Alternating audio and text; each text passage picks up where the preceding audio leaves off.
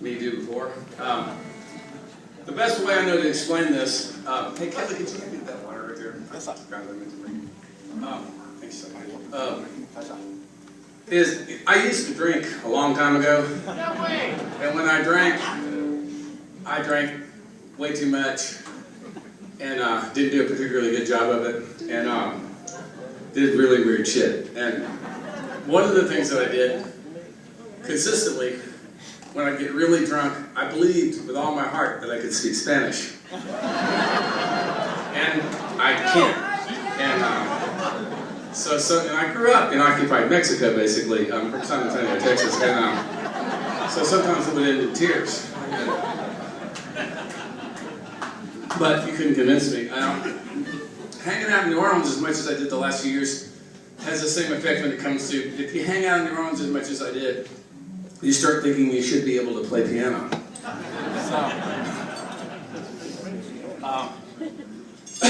So, I'm like, I don't know, there we go. I had a piano in my house growing up, and but you can't hitchhike with them, so that all stopped when I left home when I was